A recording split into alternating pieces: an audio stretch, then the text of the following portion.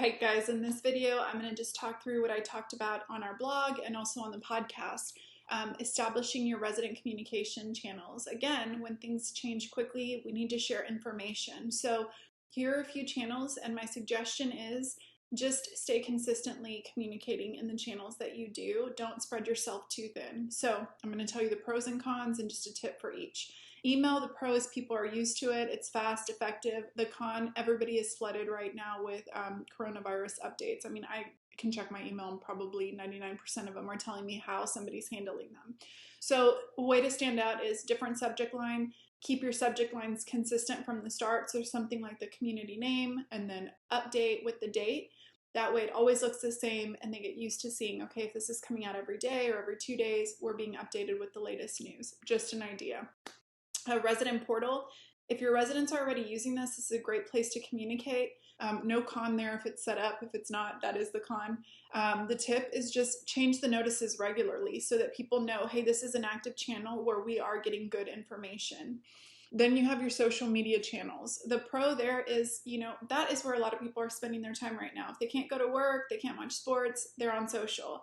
So that's the pro. The con is that things can get very negative and spiral out of control. So an option is setting up a private Facebook group where you approve comments or just commenting in different channels where you see people talking. The reality is they're going to be talking, those grumblers, they're going to be out there. So I say get ahead of it. The next is setting up a chat feature on your website. Residents are probably going to your website if they don't have your number, they're just looking how to contact. So if a chat pops up, what's really great about that is it can be a quick response that frees up your team that may be busy doing other things. The con is people expect a quick response, so just make sure you turn it off if you get flooded or if you've got to step out to get a food or go to the bathroom or something like that. If you don't have one, these are actually pretty easy to set up. So reach out to whoever hosts your website or your tech, and they can usually do that pretty quickly, and it might be a nice option.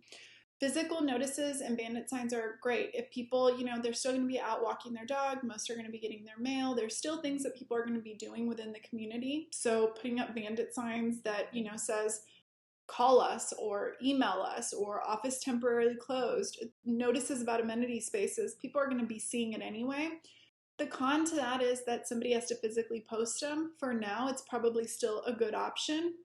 So you may want to do that and just let residents know where else online they can get information. So if the day comes that maybe you're not updating those as much, they can still communicate if it's on email or if it's on your website.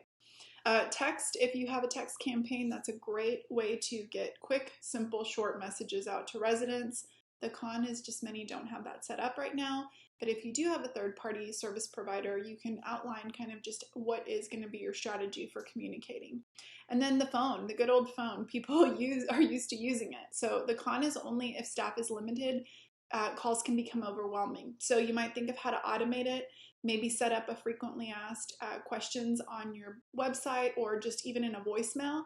That way when you can't get to the calls, you can respond to the questions people have. Like, for example, what are we going to do if we can't pay the rent? Those are things that you have to address with your management company. But if you have those answers set up, again, it's not flooding your team. And I'm telling you, part of it is just keeping your mental energy strong.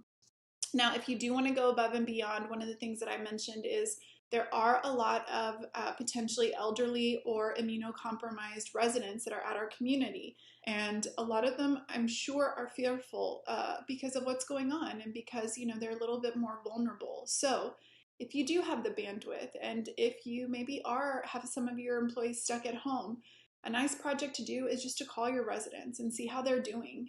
That's just being kind. I know for me, when friends are checking in on how we're doing, it just makes me feel good to be remembered. So give them a call, ask them how they're doing, if they have enough resources, get emergency contact information for maybe their loved ones, make sure you've got the right info, and then let them know how they can even order groceries online or, how to put in a request if they need it. So again, you just have to be prepared with what your policy is. But I'm telling you that kindness and that extra step is going to be huge, huge, huge. So I hope that helps. That's just one way that, again, we can prep how we're going to communicate, especially if our face-to-face interaction gets limited even more. All right, guys, hang in there.